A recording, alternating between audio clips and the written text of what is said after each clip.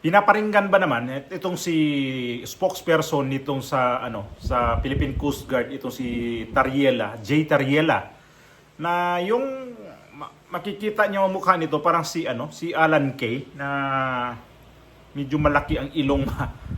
Ako naman pango din naman ang ilong ko, pero ito siya, kung hindi lang to one star general.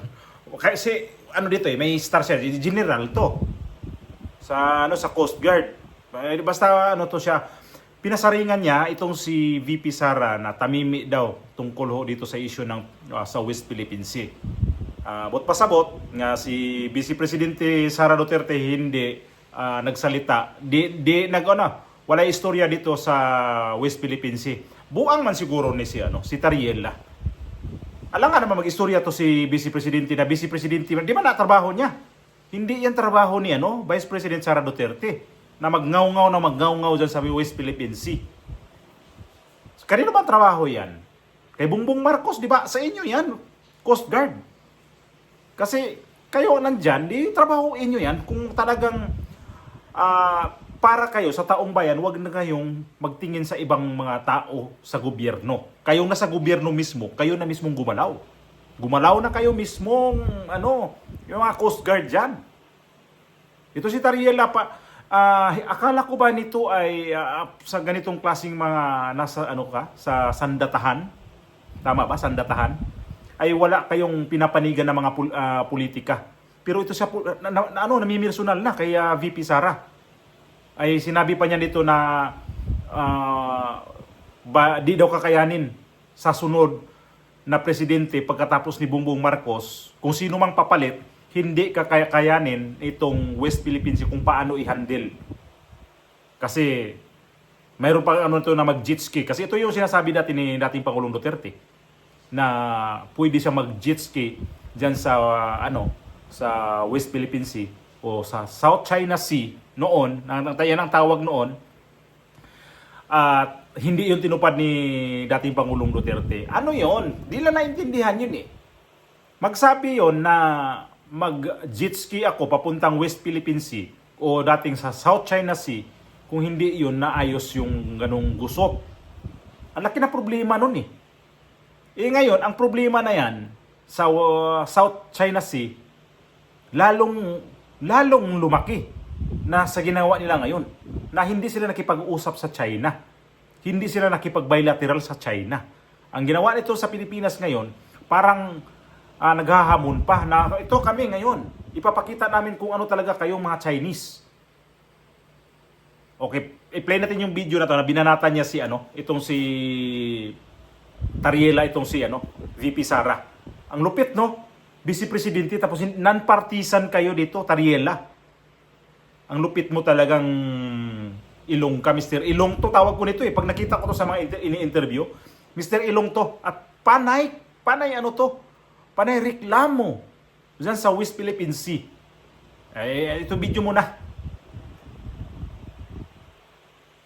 Hindi kumbinsido si Philippine Coast Guard Commodore J. Tariela na kakayanin ni VP Sara Duterte na maging Pangulo ng Bansa, lalo na sa pagdating ng usapin ng karapatan ng Pilipinas sa West Philippine Sea.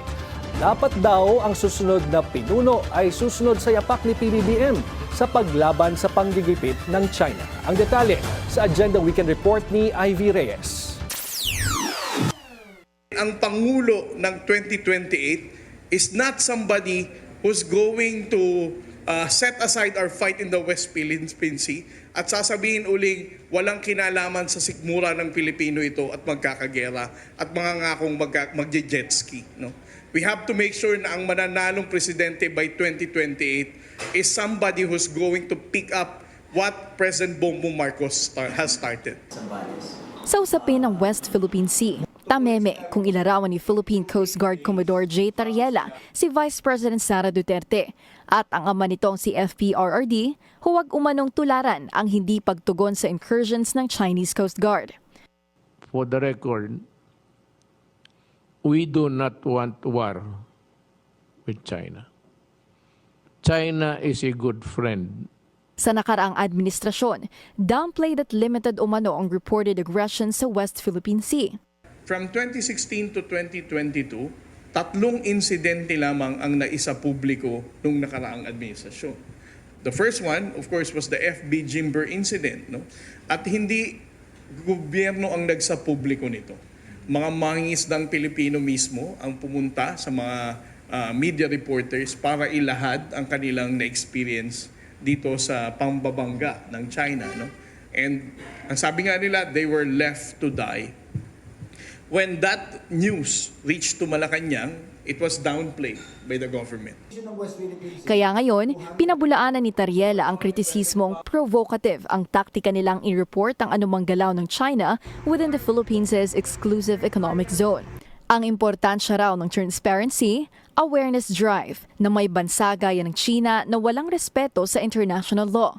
Dagdag pa ni Tariela, dapat tigilan na ang pagdawit sa Estados Unidos sa territorial dispute ng Pilipinas dahil kahit sino pa man ang umupong US President, walang kinikilalang world power ang China.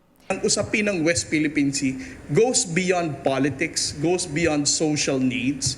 Ang issue natin dito that is being challenged here is our identity as Filipinos.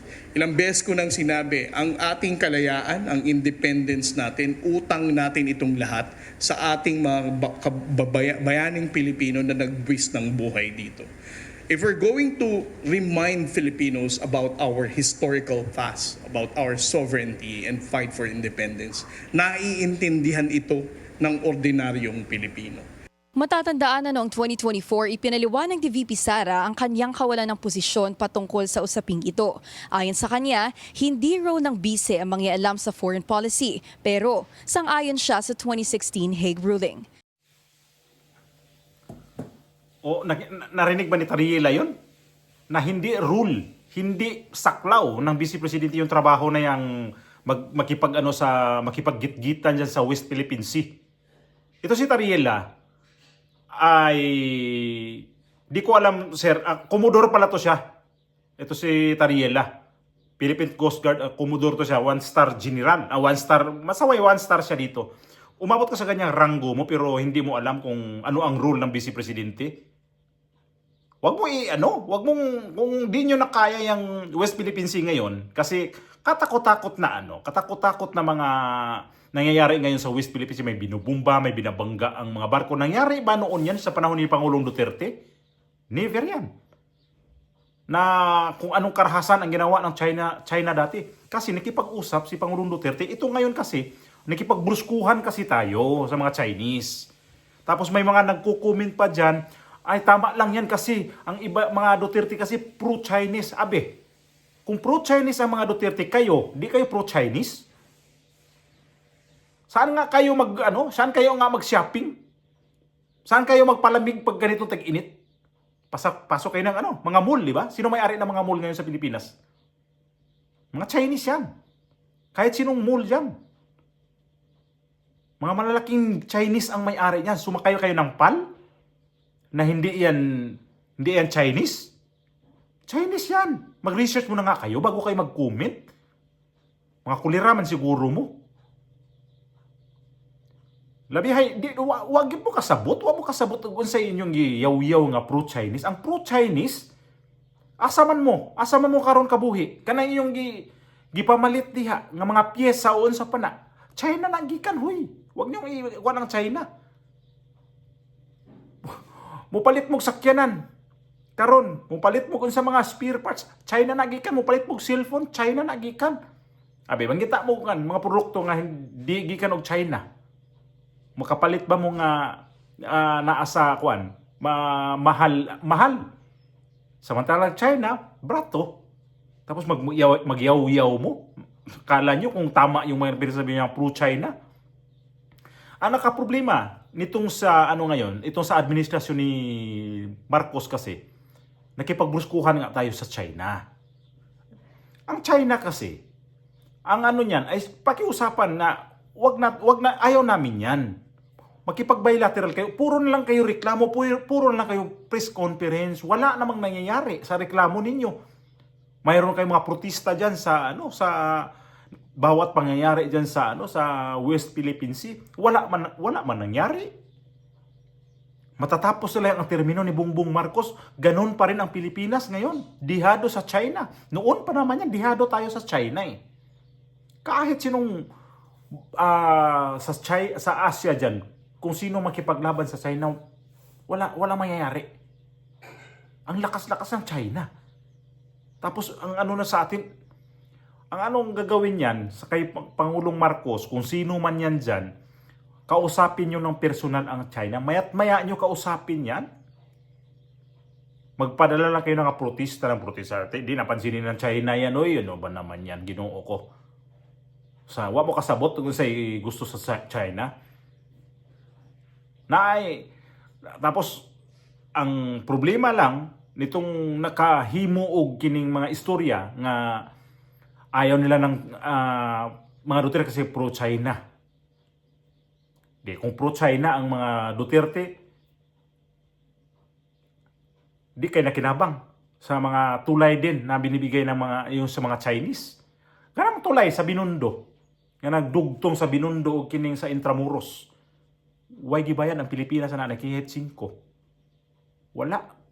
Donate yan. Hatag lang na sa mga Chinese. Pero mo po ko ingon nga magpaabuso ta sobra sa mga Chinese. Pero na ako'y nakit ang mali nga gihimo sa atong gobyerno karon. Mali ang mga ibang ginagawa yan diyan.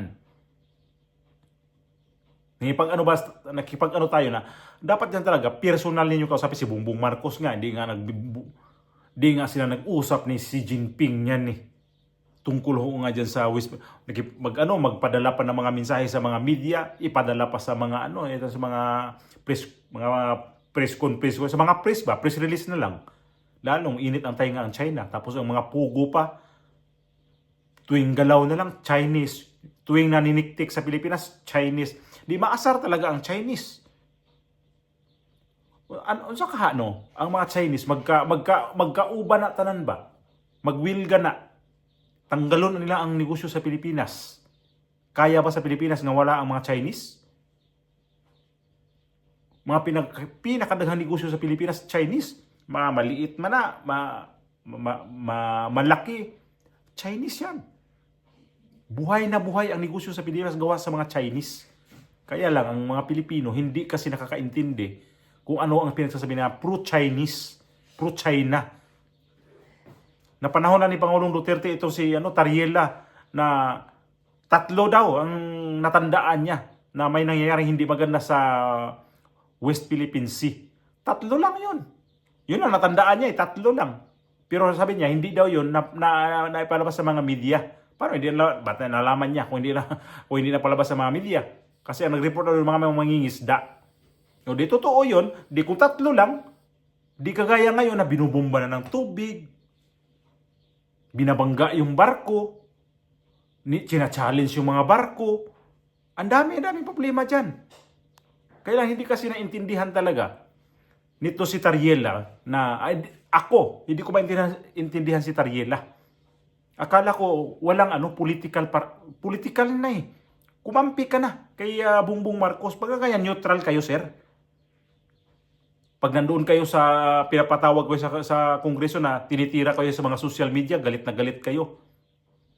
Kasalanan nyo rin pag tinitira kayo sa mga social media dahil magsalita kasi kayo, akala nyo kasi na hanggang nandyan si Bongbong Marcos, dyan din kayo. Paano ko uupo to si VP Sara sa sunod na 2028? Saan ka pupulutin? Magre-retiro ka na ba? Okay lang kung magre-retiro ka na. Kung magre-retiro ka na, liligtas ka. Pero pag hindi, wawa ka. Iba yung ilong mo pa, operahan niya ni Sara. Ang laki ng ilong, no? Ayan, no? Tawag ko nga dito si Alan Kay, ang nito si Tariela, kasi maipal eh. Mag-message ka, may mga mensahe ka pa kay VP Sara na mga ganong.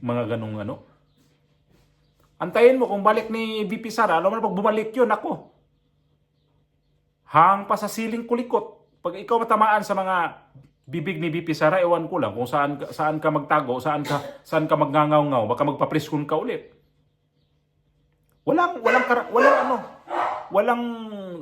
Walang karapatan ang Vice Presidente dyan na mangialam sa issue sa mga ganyan. Kasi trabaho ng Presidente yan. Kayo ang may directive na pagsabihan sa presidente na ganyan ang gagawin nyo. Pero pag hindi mo sinundan ng presidente, huwag mong isisi ang problema dito sa dito sa kay VP Sara. Kayo ang may problema, hindi si VP Sara. Bakit si VP Sara ba sa mga Chinese, naguluhin nyo ang Pilipinas? Wala. Ayaw pataka og istorya, sir, kay mong itsura. Di na, wala na mo tuon ang mga tao nimo. Labi nako. Ayaw ko katuo sa imong itsura nga na day ka. Chismusok kang kuliraha ka. Nainis ako kanina sa nakita kong video na to. Ito si Tariela, sabi ko, nagpa-presscon ka pa. Tapos at imong gitira ang vice presidente. Lapat sa vice presidente ang trabaho ana. Trabaho niya yun, ahoy. Sabihin ko, pabalik-balik ako nito. Trabaho naman talaga nila yan eh. Sino may dyan? Coast Guard kayo. Ano ba trabaho ng Coast Guard? Kaya nga, Coast Guard eh. Nasa pandagat kayo eh. Bobo man siguro ni si Tariela. Nagdako lang na imong ilong pero imong utok wa day laman imong ulo. Ang ilong lang nito. Ako po ko ilong pero labo na iyaha eh. Sus. Tingnan, tanawa naman yung ilong ni Tariela. Kung karapat dapat ba na. Ay. Diyos mio naman si Tariela. Pawa niya sir. Oy. Pwah!